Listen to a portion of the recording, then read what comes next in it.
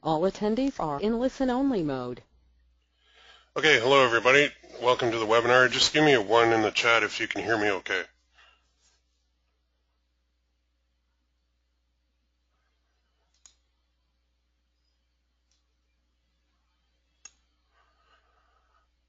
See a couple there. Here, let me post this. Okay, good. Just double checking. Got a couple people with ones. Good. Okay. Awesome. All right, so let's dive into this. I know that I've been on a lot of webinars, and a lot of you have as well, and they seem to take like a lot of time. So my goal here is to not keep you for several hours. I'm going to try and be short and sweet and provide as much content and value as I can. So let's dive in here. We're going to show you a profitable Teespring case study that I did in the past, and we'll just jump right into it. Just real quick, most of you already know me, but my name's Will Hamerl. You might know me as PPC Coach from ppccoach.com. I've been doing the T-shirt marketing pretty hardcore since December of 2013, and I've been doing paid traffic since 2004. So I am pretty much an old vet in the paid traffic world, and a friend of me, Jeremy, got me into this kind of thing, the T-shirt marketing, after we had a couple of Skype chats. So it's amazing what you learn from your friends, and they just pass stuff on. And when I first looked at it, I thought, this will never work. People will never buy anything on Facebook, let alone a T-shirt with a dumb slogan on it. But I was wrong. And even now, I'll put out some shirts, and I'll think, there is no way anybody's ever going to buy this. And then they do. And I'm just shocked, because I think what my opinion is and what your opinion is of the shirt doesn't matter. It's just what the majority of the people think. That's all that matters. So I know I have to do this. I hate doing this, but my results kind of speak for themselves. So let's show this. So I do know what I'm talking about. That's my whole time with Teespring. Just over like 17,000 total products sold.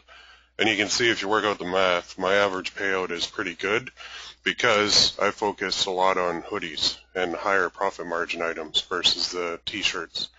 And that's something I've always done, just because I figure if I can sell a T-shirt for $20, well, I can probably sell a hoodie for $40 and make double the money. So that's what I like to do. A little bit more efficient use of my time. So now, disclaimer time. That number is not my net profit, okay? My ROI varies. It can go anywhere from 25 to well over 100%, 200%, depending on the campaign. So that's my Teespring stuff, but I also run my own store off Teespring, and I just use a drop shipper, and I do mine on Shopify, so it works really well there. I don't do as much with that store at the moment, just because I have a couple other projects going on, but I do love it. And the neat part of having your own store, too, is you get paid right away, so you don't have to wait for the campaign to end. So the key here is it took a lot of time, effort, budget to hit those numbers. Okay, this wasn't an overnight thing. So let's look at the campaign. The one I'm going to show is it's one in the knitting niche, and I basically just used my system. I showed 5 ad sets, 1 ad per ad set. Each ad set has 1 interest. $20 test budget per ad set. I used all page post engagement ads, and they're all dark posts, which just means that they do not show up on the page, but they're out there. So the reason I do that, well, especially now, is for tracking, and to be able to track exactly where the sales came from. So if somebody were to click on a link in a page post engagement ad, and the conversion may or may not be picked up by Facebook, and it may or may not be picked up by Teespring Analytics, like the actual reporting of which interest got the sale.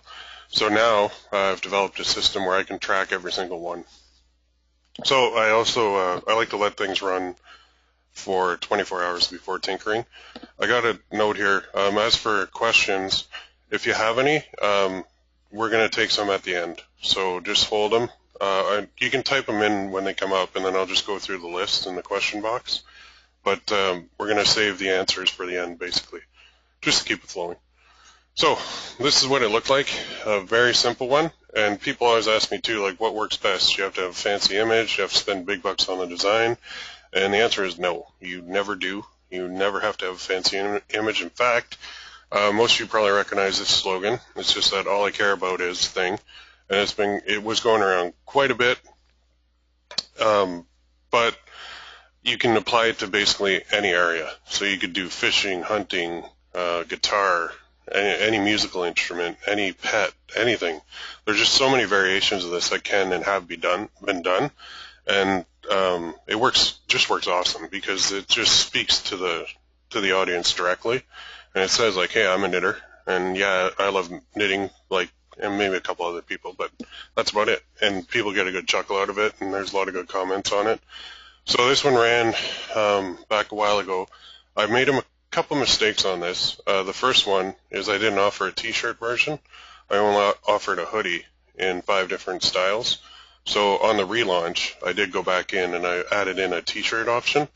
And the way I show people how to do it is I make the hoodie the first option at $39.99, and then I'll add a t-shirt at like $28.99.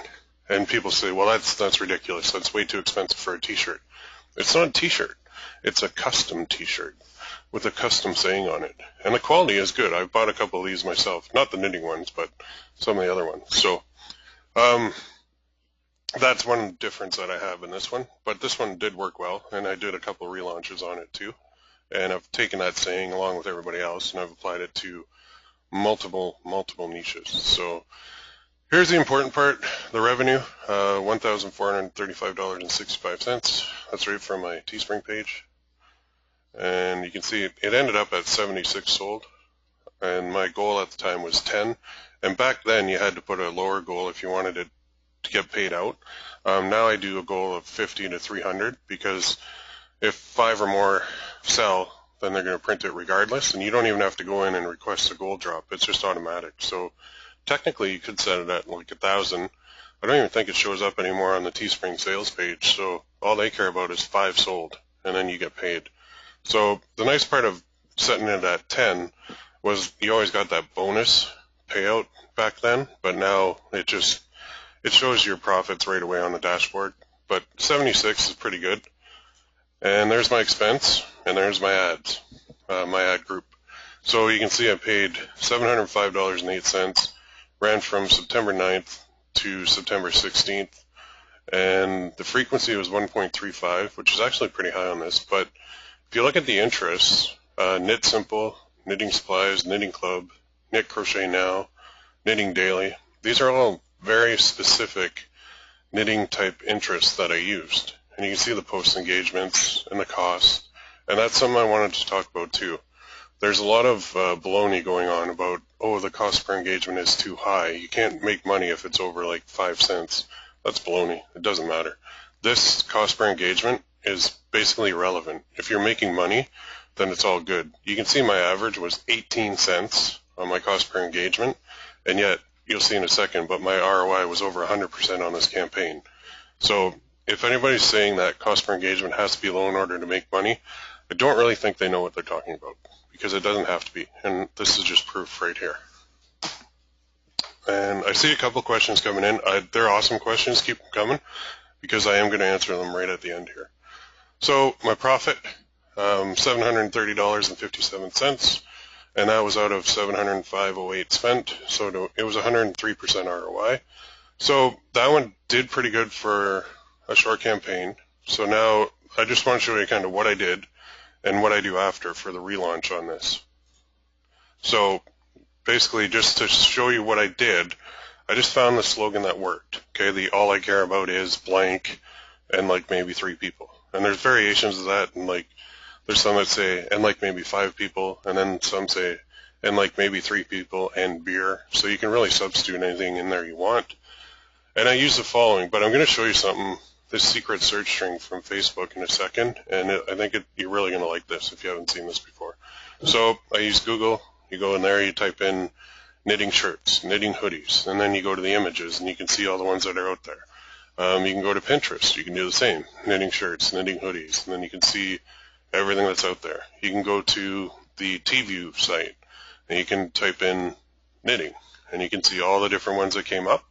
And then you can sort them by if they reach their goal or not too, which is really, really good, because it allows you to focus your efforts on the kind of the style and the designs that are working best. Then you can use tease cover as well. I find that site's a little bit slower, but it does work well too. And you can sort it by goal, if it reached a goal or not as well. So what I did, simple text design. And I will tell you too that my best selling shirts are the simplest text designs. It's just probably anything more than 3 lines you're pushing it, but it's possible.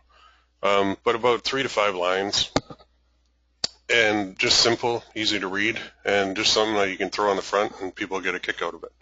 That's what works best for me. I've done the ones where I've spent like $200, $400 on a design, and it absolutely flopped. And it pissed me off too, because I really liked it. But I use my 5 interest system. So what I do is I go to Audience Insights and find 5 interests, and those are the ones that I'm going to run. I'm going to create 1 ad per interest for that. So I'm going to have 5 ad sets.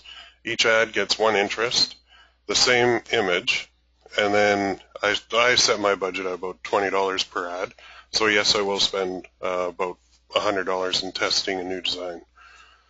So before we do that though, let's go to this secret Facebook search string. I call it secret because I haven't seen it around too much, but if you go here, you might want to jot this down, facebook.com/search/str/teespring.com/stories-keyword/this week/date/story/intersect.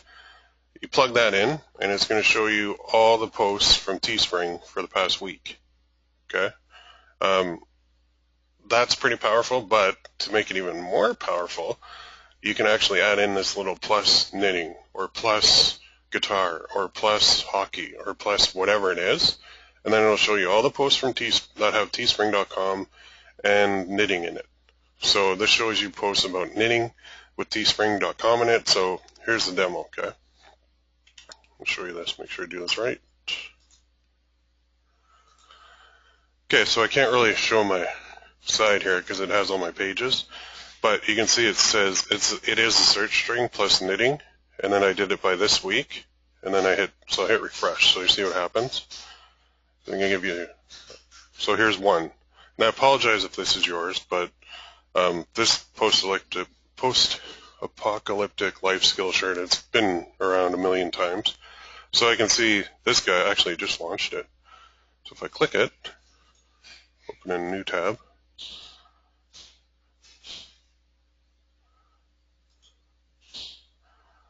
there it is. So this guy just launched it. I really do apologize if that's somebody on here. I didn't mean to show your shirt.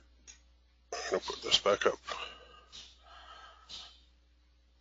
I'm going to show you something too. So you know this week part, I can do, not this week, but this month. And let's see all the knitting ones. So in the month of, I guess we're in February, these are all the knitting ones. I turn string into things. What's your superpower? You can click them and you can go through and look at them all. Alright, what's this? I'm working on my PhD in knitting, project half done. That's funny. That's a good one. It's not a hobby. See, here's another variation of it. I yearn for yarn. I turn string into things. I can get like a ton of these. And then if you want to go to like some of the really big niches, so let's substitute. Let's put nurse in there and see what's happened this month with nurse shirts. Here's one. Real men are nurses, just showing the back. All people are created equal, then so go on to become nurses. And you can see the comments and the shares too, so it's kind of cool. And then awesome nurse shirts. There's a ton of people doing nurse shirts still, but they're getting harder to do because you have to be really creative now. And forever in the title. Be nice to me. Maybe you're a nurse someday. Nice. So I hope I'm not outing anybody, but this is something that there's another like nursing run, right? That seems to be the slogan of the day that's going around. God found some of the strongest women, made them nurses. RN does not stand for refresh. So there's tons. I could spend all day on here. There's another post-apocalyptic, can't say that word, survival skill. And look at this one. 994 comments, So let's see some of the comments. Love it. Cute. Isn't that the truth? Let's see recent comments. It's nice. I really need one. Holy shit. Like this. So I guess that's why it's popular. And this is something too where I look at this and I go, man, that's like the dumbest shirt ever. But I'm not a nurse. This isn't targeted to me. So if I try and judge this based on my opinions, it doesn't matter. And I bet you if I click this, the guy's probably making a killing. Only 2 hours left. Oh yeah, 145 sold. 1 day left to buy, so that's not too bad. But anyway, so you can see the power of that and how great it is to use. And I'm showing you guys that because it's something that not too many people know about. I think there was a search tool or something. The guy was charging like 30 or 40 bucks on a Chrome extension just to plug that into Chrome, which I thought was funny, but he did anyway. Made some good money on it, I guess. But that's just a search string in order to find posts, and it even shows dark posts, which are posts that are not set to a page. So you can use that. Go teespring.com and then plus knitting. If you look at this teespring.com part, if you substitute out like viralstyle.com, you can see all the shirts from there, or Represent, or Fibrilli, or Teasley, or anything really. You can put in any URL, and you can find all the posts from that URL. So that little secret Facebook search string is going to make you a lot of money, but I will tell you one thing. Don't just copy people, okay? Because when you do that, it's fine for short term, but karma's going to bite you. Eventually you're going to have a huge shirt doing really well that you thought of on your own, very unique and everything, and then people are going to use this and they're going to copy it word for word and basically eat your lunch for you. And if you don't think it can happen, it can, because it's happened to me more times than I can even count now. So when you find a shirt, do not just copy the shirt. Please don't copy. It's not cool. It doesn't help anybody. Just please make your own spin on it, or instead of a hoodie, do like a t-shirt or a tank top, but make your own spin. Make it your own. Okay? Now, finding interests. How do we do it? Simple.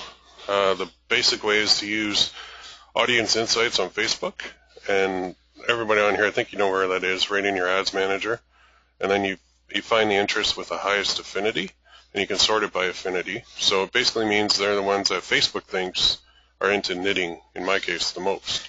So I take a list of that, probably like top 5 or 10, and I'll put it into a little text editor like Notepad, or I use Edit Plus, and then I'll look at the demographics too. And what I do is for knitting, I'm going to pick females who are older, because there's another key factor here that a lot of people miss. If you have the coolest shirt in the world, but the people you're targeting can't afford it because they don't have any disposable income, it's not going to work. So go after pockets of demographics that you know have disposable income. And typically that means older people.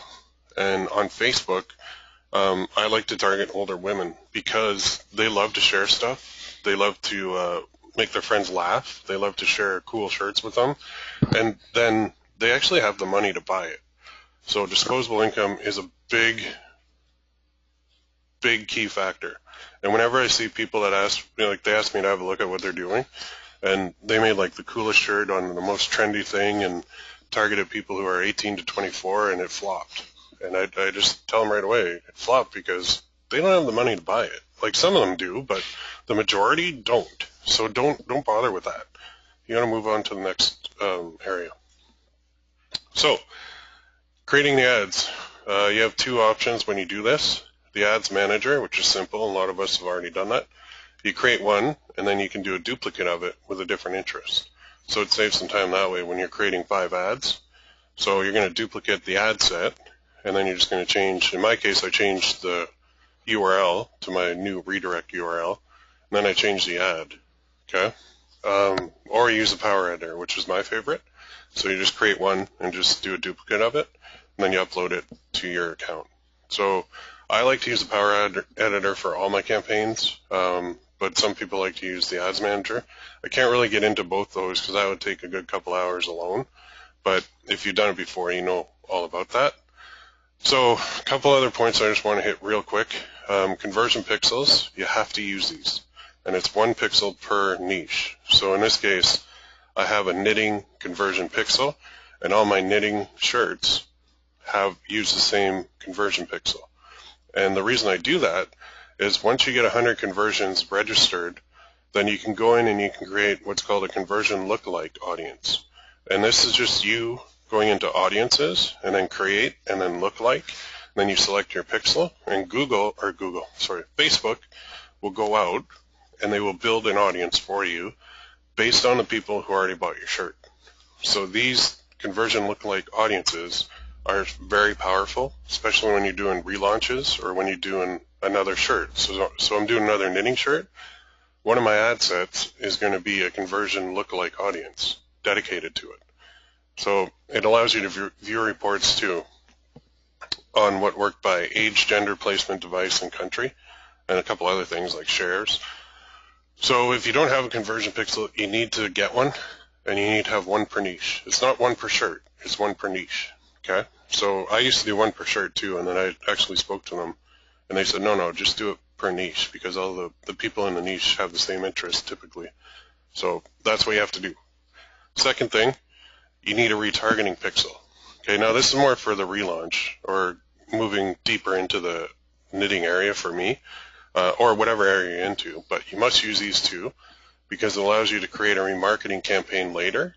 So what that means is you create a list of people who have actually clicked on your link and gone through and looked at your shirt, and then you can actually make 1 ad set dedicated to those people who have already seen your shirts.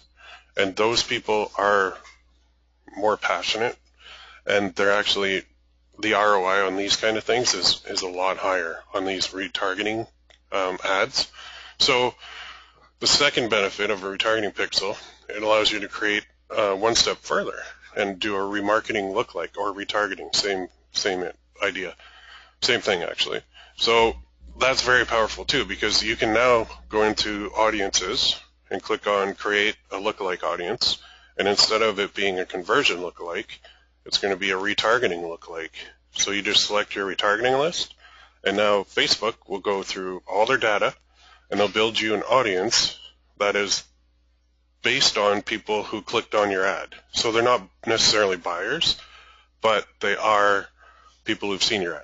So, and I'll tell you too, like I've run relaunches where all I've done is 3 ad sets. I've done conversion, retargeting, lookalike, and then straight up retargeting. And that's all I'll run. And they do very, very, very well. So keep that in mind too. Now, the other thing is, if you don't have your core areas down, then you're going to be in test mode at first. So for me, back when I did this, the campaign was just a test. Okay, I was looking to see if the niche was worth my time, but your goal should be to find 3 to 5 niches that you can dig deep into and that you can focus 80% of your time on. So each niche is going to get its own page, and more can be done later to expand on it for long-term assets. So think along the lines of groups or off Facebook sites that you can build in these niches, and you can populate them with your shirt sales. So what I do differently now, so that was back in September of 2014 that I did that one, and it'd still work. I could relaunch that today and I could still make money on it. And actually, I'm sure some people here will not heed my advice and they're going to copy it, but that's okay. That's the way it goes. So back then, I couldn't track sales by shares. So now that's possible because I created a custom tracking script that can track sales that are even from shares. So meaning when you go to analytics.teespring.com and you pull up your campaign, I can see every single sale from every interest from my Facebook campaign with 100% accuracy, unless the cookies drop, but it's basically 100% accuracy. So that allows me to really focus in on which interests work best. And that's why I split out my interest. I know some other guys say, just clump them all together, they're all the same, but I disagree because I used to do that too. And then once I could actually track which ones were getting the most sales, it's like night and day for me. So that's why I split out my interests, because I want to be able to track them individually. So the summary of that campaign, and then I'm going to show you the bonus traffic source, and I'll show you a little bonus there too that you're going to really like. So I'm in this niche still. I built out more than one page for it. I built a website off Facebook for it. I've been building a list for this niche too. So once you have those assets in place, like a list or page or off Facebook page or all of the above, you have a business. So I can not only be selling these people T-shirts that are dedicated to knitting, but I can go to Amazon and pull up anything to do with knitting and offer it to them through my list or through banners on my website. So how crazy is that, right? You're generating your own traffic now. So instead of buying it from somebody like Facebook, you're actually generating your own. So your costs go from whatever you pay per day to zero, because now you're not only advertising, you're not only the advertiser, but you're the owner of the site, or sites, plural. So now you have a lot more power and you can do a lot more things. And if you look at what the big guys are doing in the Teespring game, they're not just doing Teespring, first of all, but they're also digging deep into some core areas that they focus on. You know, there's the gun guy that does strictly guns, and he'll launch like maybe 10 or 15 campaigns per month, and he'll just focus in, they're all gun shirts. That's all he does. And he makes a ton of money because he knows the niche inside and out. And they respond to him because he's built up not just one Facebook page, but he's got other assets working for him, like lists and little mini membership sites and things like that. So that's stuff that we can do too. And I look at the T-shirt thing as just the beginning of something beautiful that you can build out. So a long-term asset that's going to work really well. Okay, so now let's go to the bonus free traffic source. And I'll just give it right away. It's Instagram. Okay, they're coming out with an advertising platform, and as soon as they do, I'm going to be all over that too, where you can buy traffic from them. But right now, you can get tons of free traffic. Okay, the setup is simple, and you can have more than one account with Instagram. So the only problem for me to show you stuff is that I can't show you because, well, I have two screenshots, but they're from my desktop. But you have to use your phone in order to do this, or an iPad, or whatever you're on, a little any portable device that you can install the Instagram app, or you can use some programs like BlueStacks to do it on the desktop. But I found that it's got some bugs in it and hangs for me quite a bit.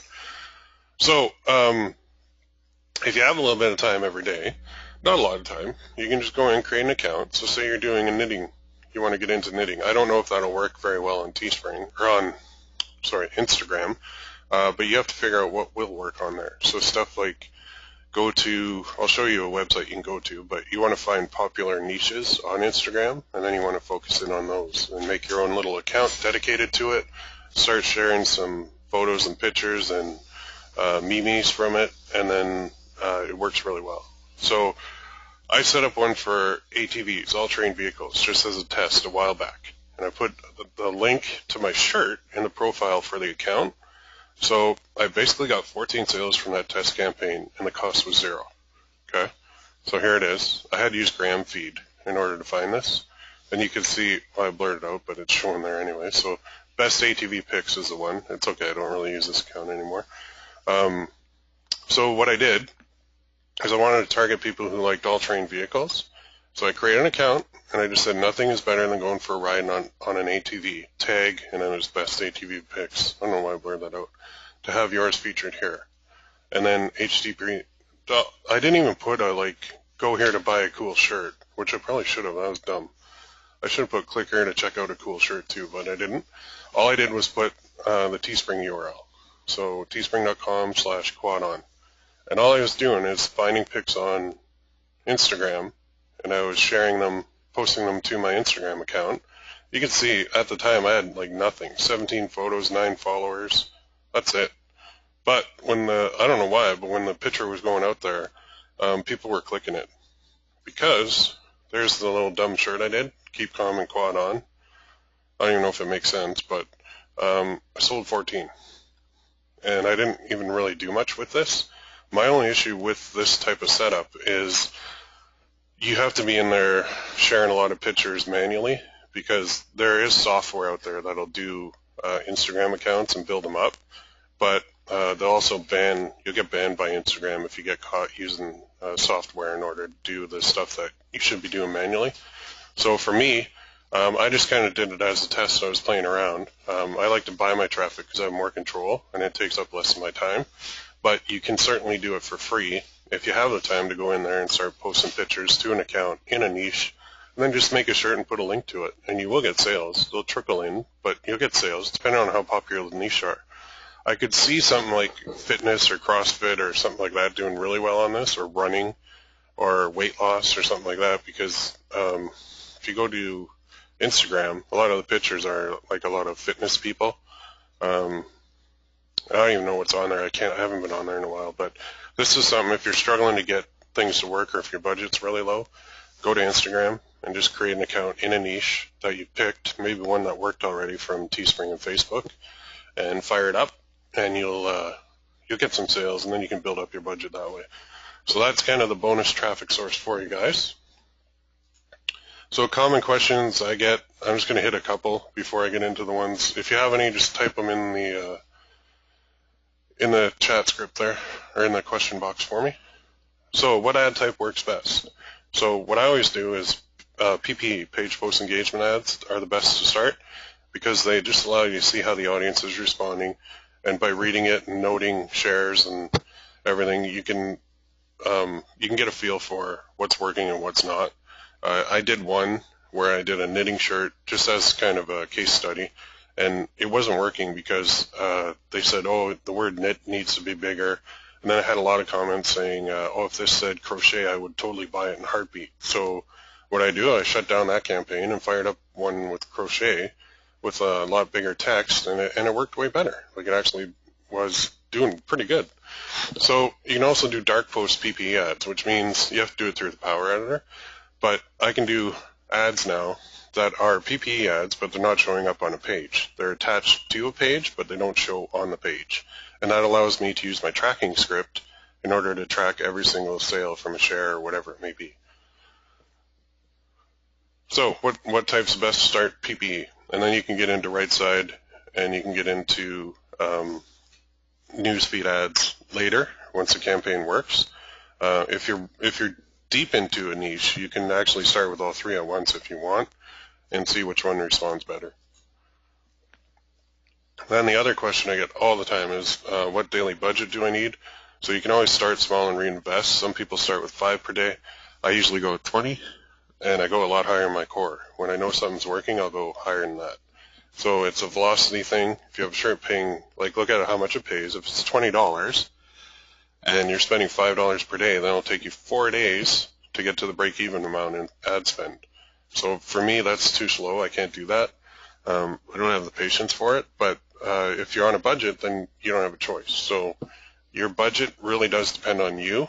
And if it's 5 ad sets at $5 per day, that's $25 per day.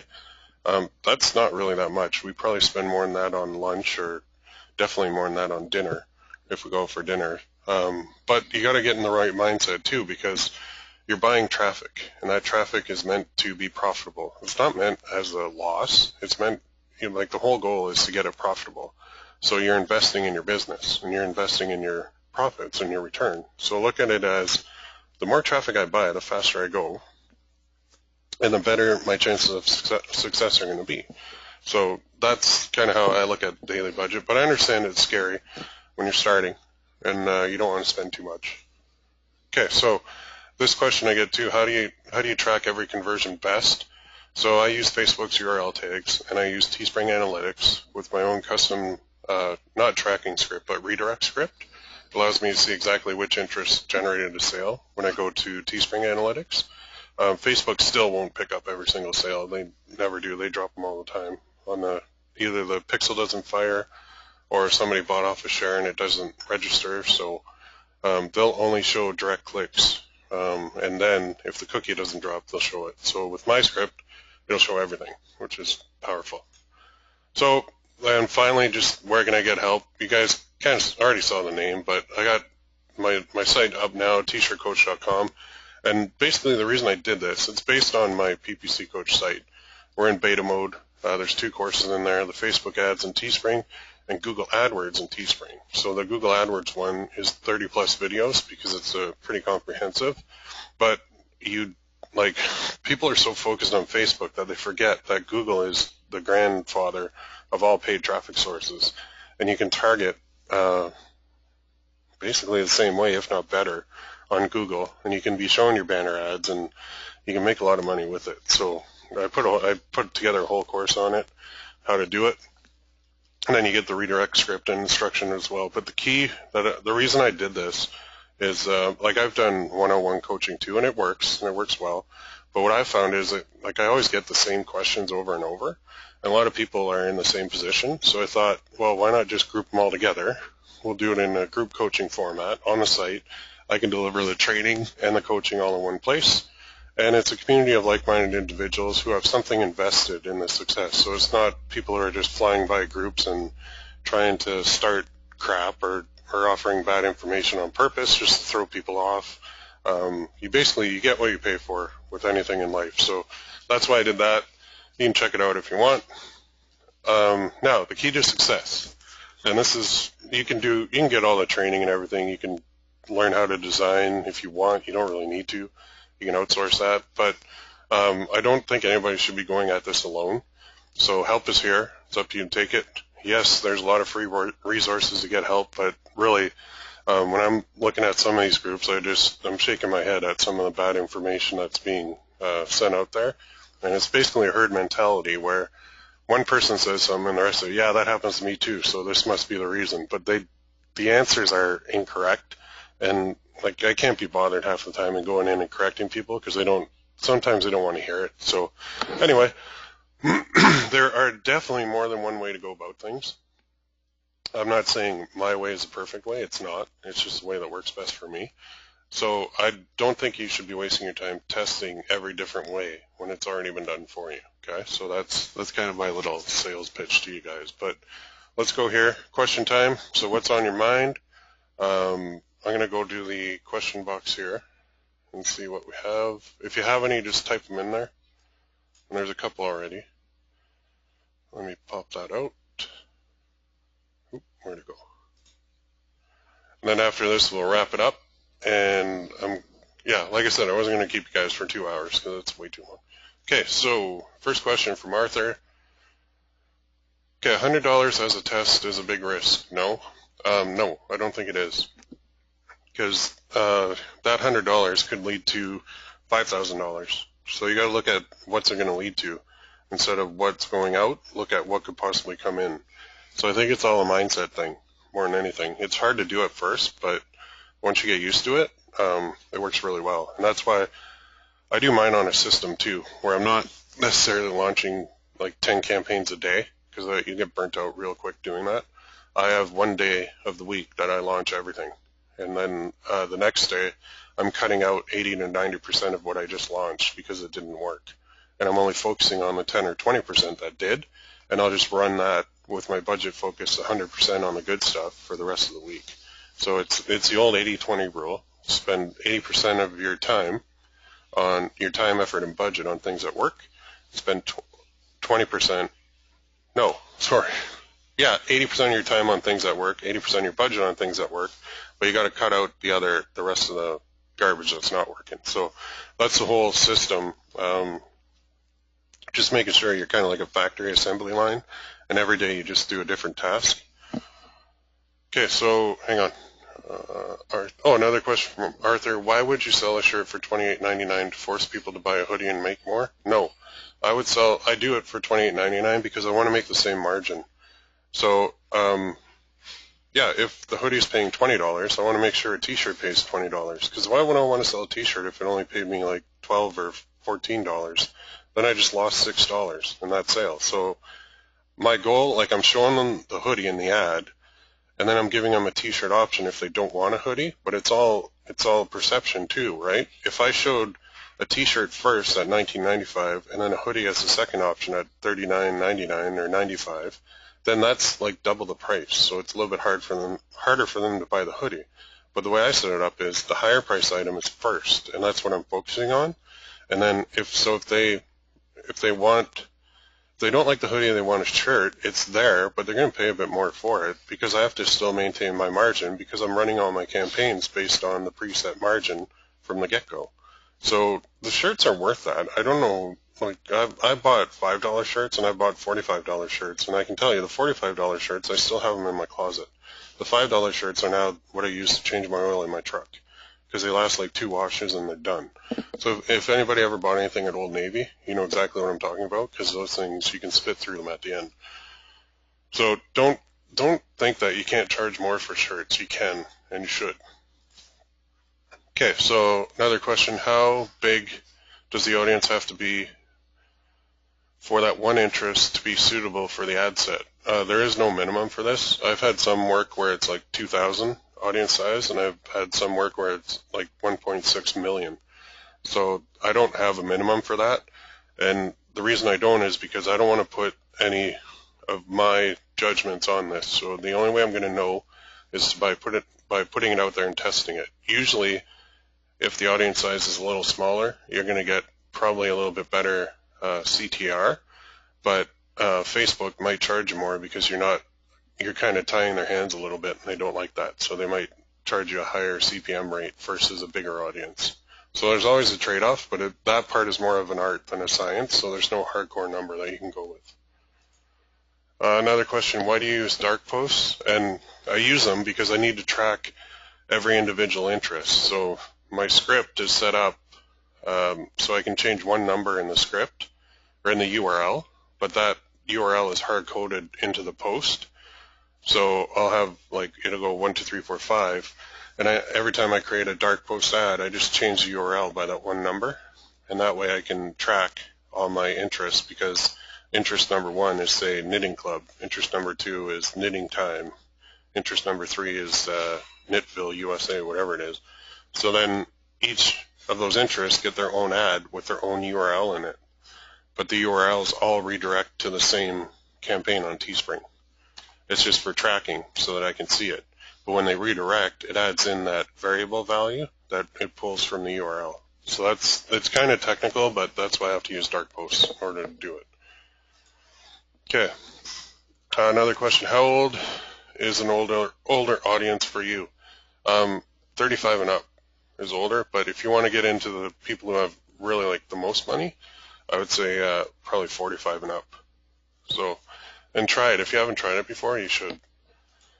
So what 3 types of ads did you say you use? Okay, so I start off with page post engagement, so the photo ads, and then I'll add in right side ads, so that's desktop right side, and then I'll add in newsfeed ads, and that's both mobile and desktop. But I found the desktop seems to have a little bit higher ROI, but it doesn't get as many shares as the mobile stuff. So it's a trade-off there too. That's why there's no hard and fast rule on that either. And each niche that you're in is going to have different results, unfortunately. Could I get that tracking script? Well, yeah, but it's in the site, and that's my little carrot to get people in there. Once you get in there, you get the script, and there's full video instruction on how to use it. Do you use audience intersect for interest targeting? No, I don't. I've tried it, and I didn't see much of a difference for the stuff that I do. But I don't do like, I don't know, knit and drink beer, or knit and pet my dog, or whatever it is. That kind of thing I could see it working for. I've never really done those shirts, so I don't really use it. And I heard at this moment they have to update it anyway because Facebook changed something. Do you use perfect audience for web retargeting? No, I don't. I use Facebook, and I use Google. And I use Google has their own audiences that you can build, and that's something that you should be doing too. You can build Google remarketing audiences for Google remarketing campaigns based on your Facebook campaigns, which is really cool to do, because then you know, Teespring they'll retarget, and you'll click on a shirt on Teespring, and then a couple hours later you're on some news site and you see this ad pop up for the shirt you just looked at. Well, that's Teespring doing retargeting, because they built a list from all the clicks, and they built a list on Google, and then they just fire up a remarketing campaign on Google, and it shows, well, theirs is a little bit more automated because they're using a product catalog, but I show everybody how to do that manually, like on their own, and their return on that is really good, because Google, like Facebook is one playground to get traffic from, but Google is like one country compared to a playground to get traffic from. There's just a lot more. And just a lot of good questions here. Keep coming if you have them. We're probably going to wrap up not too long from now. So have you tried other countries outside the U.S.? Yes, I have, absolutely, and I've had no issues with them.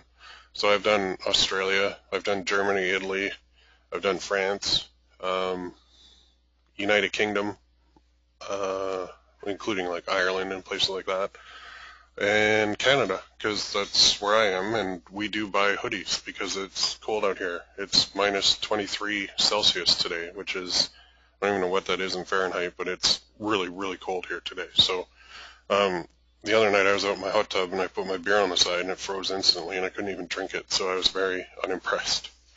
But I'm going to Mexico in a week, so that's a good thing. Okay, so what should I do if I've been making one conversion pixel per shirt? You need to take the one that has the most sales in that niche and keep that one, and then delete all the other ones because you don't need them, because it's one conversion pixel per niche. Okay, another question. Should we make one retargeting pixel per niche as well, or for each campaign? Okay, so retargeting pixels are different. You only need one retargeting pixel. That's it, and then you just build your list based on that one pixel. So it's a little bit different setup than the conversion pixel. And then when you go to do a retargeting lookalike, you base it on your retargeting list instead of your pixel. But when you do a conversion lookalike audience, it's based on your conversion pixel. So just a little bit different setup, slightly different. So remember, one conversion pixel per niche, one retargeting pixel will cover everything. And then you just build your list in the audiences for the retargeting. Okay, another question. Can you clarify when you said when you do one shirt, you would do 5 ad sets times 5 ads per day, so this means $25 per day for one design on one shirt? Absolutely, that's what I mean. Except I would do $20, so it would be $100 per day per shirt. And when I'm launching a new one, I want to give it the best chance of success too. So I'm not really going to launch anything on the weekend. I do mine Wednesday nights. That's when I fire everything up. I got like at least 10 to 20 designs going up on Wednesday nights. And then Thursday morning I'll check and see which ones were working and which ones didn't. Whatever didn't work is just cut off. And the ones that did work is what I focus on for the rest of the week until like next Wednesday when I launch another new batch of campaigns. So I do it a little bit different than others. I don't do the daily thing. Another question, who makes your designs? I have used everything. I've used 99 designs, and I got a couple there, and one kind of worked, but I had one big flop that I thought would do awesome. It cost me like $189, I think it was, for that one. I don't really recommend going there until you're in a niche and I don't know if you really need to change up your designs because you just pumped out so many shirts to that niche. The best ones I do are me and Photoshop and text and maybe one little dumb image, but that's about it. Those are the best ones. And the ultimate best ones are pure text for me. So I can do that on Photoshop. You can go online and do text designs too for free on some sites. Just Google some banner making sites and you can do like a 300 by 250 banner, and then save it to your hard drive and then upload that to Teespring if you want. You can use Teespring's designer too, but some of the fonts aren't the best. And I've also outsourced to Fiverr. I've even had 2 or 3 designers working for me full time, and I fired them all because they were taking my designs and they were they were selling them to other people. So I kind of canned every one of them because I've had bad experiences with designers personally, but I think the ultimate way to do it would be to open up an office and bring in a couple design team, like designers with non-competes, and go from there. But I don't know. But usually the simpler the better. Okay, another question. If I have a post with a ton of likes and shares but only 3 sales, how can I remarket to them? Well, if you built your remarketing list, then you can create one ad set with just under the custom audience part, you just put in the name of the list, and then it will only show the ad to those people that are on the list. Okay, another question. How long do you run your campaigns for? Okay, so the longest I've done, well, it depends on what your goal is, but for me, typically I'll do 3-day campaigns on my tests because I want to get in and out as fast as possible and get the cash flow together so that if I do a relaunch, I might go a little bit longer, like 7 days. But if I believe a lot of the guys that are showing the huge numbers on like 1,000+ shirts sold or whatever it is, they're running those for like 3 weeks, 2 or 3 weeks, and that's too long for me. I don't want my cash tied up that long. So if I have to pay Facebook like every day, which I do, I don't want to be shelling out all that money and then at the end of 2 or 3 weeks have Teespring go, oh, by the way, somebody claimed that design, so we're not paying you. So now I'm sitting there out like $30,000 just because my ego said I had to get 1,000 shirts sold. Like, no, that's not me. So I'll do a 3-day, get in and out real quick, and the scarcity is really good too. It actually accelerates things for me because a lot of the people too, you notice near the last day or especially the last 12 hours or so, your sales tend to skyrocket a little bit because that little countdown timer was on there ticking away and the scarcity was working really well. So 3 days on my tests, my new tests in new areas, and probably like 7 days on average for my core niches that I'll do. Okay. Have you sold shirts on other platforms? Yes, Shopify, but I haven't used Fabrilli, whatever you call it. Haven't used that. Looked at Viral Style, didn't bother with it. Looked at Represent, didn't bother with it. I like Teespring because the margins are really good, and I know that they'll pay me, which is key because if you have a lot of money going out, it's kind of scary. So I'm not really willing to risk my money with a brand new site. Yeah, and if I don't know the people that are behind it or I get a funny feeling from them, then I'm not going to bother with them.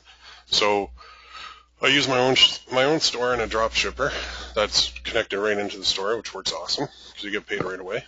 And then I also use Teespring. I'm sure you can use.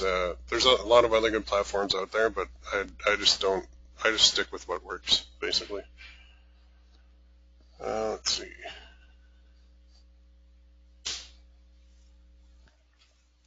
Oh, another question. Shirts in English to a non-English native countries. Yeah. Yeah, like if you target, say, Germany or Italy, and on Facebook you can actually select the language as English if you want, and a lot of them do speak English, so you have 2 options. Do an English shirt, target Germany to English speakers, or you can translate it to German. Don't use Google's translator because you can get into trouble. Get a real person to do it. And just change the text to German, and then you have to get somebody to write your sales copy too, or translate that, but it's totally possible to do it. Little tougher on Teespring though, if you're going to take that route, because I don't know if the sales page can translate into other languages. I'm not sure about that. I haven't really focused on that much. Okay, another question. Do you feel Teespring is all you need to do well as opposed to Viral Style, product pages, etc.? Yes, I do. I think when you're starting out, just focus on one thing. Don't be jumping around and going with sites that have all the fancy bells and whistles. Like the list building thing is really good with Viral Style, but you can do the same thing on Teespring with lead boxes and lead pages. And I've done it, and it works really well. So I don't really want... Well, the integration with GetResponse is awesome, but I can do that on my own anyway with Teespring, so I don't see the benefit there. Great webinar. By the way, I'm in the group. Oh, cool. Right on. Thanks, Stephen.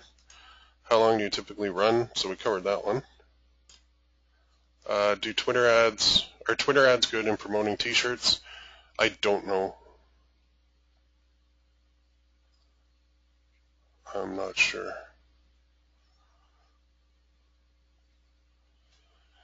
And yeah, Teespring does now own Fabrilli. That's true. Okay, and a couple thank yous coming in. I think we're going to wrap this up. We'll take 1 or 2 more questions if you have them. Arthur, no problem. Thanks for coming out. Okay, 2 more and then we'll go here. So how are you using Pinterest? Pinterest, I'll do the same search. And I actually just got this little tool a pin search tool. It's kind of cool because you do a search for, like, say, knitting shirts, and then you can scroll down and Pinterest will keep loading the page, but you want to see which ones were liked the most. So if for research, I'll plug that in, and then with this pin search tool, it'll reload the page based on repins or based on likes, so you can see the ones that had the highest amount, which is cool that way. For marketing, though, I don't really use Pinterest. I've looked at it, but I haven't. Things have been working well with other areas, so I haven't bothered with them. Okay, another question. What percentage are you using Facebook versus Google? Okay, for T-shirts right now, my Google percentage is pretty low because I'm just building up my remarketing list to a size where it can be profitable.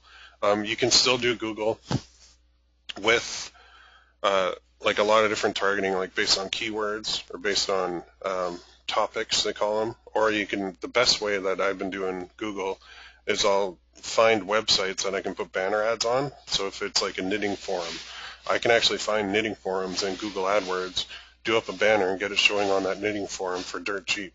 So that's something that I really like to do. It's awesome. No problem, Laura, anytime. And then, okay, so last question here from Gary. With so many tools coming out, do you feel any are really necessary or ignore all or most? I am of the camp that pretty much ignores all of them. There's very few that I buy because a lot of them do the same things, and I don't like the way they're marketed as the secret sauce or the magic pill or the thing you need and you must have this or you're never going to make it. Like, it's just, a lot of it's baloney, and I don't really like it. And a lot of the people that know me know I don't really do promotions for other guys at all. I do very, very few. I can probably count them on one hand over the past 7 years, just because a lot of it I don't think is worth it. So I know there's other marketers that you get a webinar every 3 days from them, and it's basically an hour-long pitch fest for the product of the day, and that's just not my style, so I'm not into that. But anyway, I appreciate everybody coming on. I think we're going to wrap it up because we're almost at exactly an hour. And I hope everybody on here, I know some of you already are on the site, but I'd love to work with you. So have a look at the site, and the script is in there, and there's a lot of training in there as well, and a lot more coming too, because we're going to get into a little bit more advanced stuff with Facebook in the training. And thanks everybody for coming. I really appreciate it. And you all have a great day.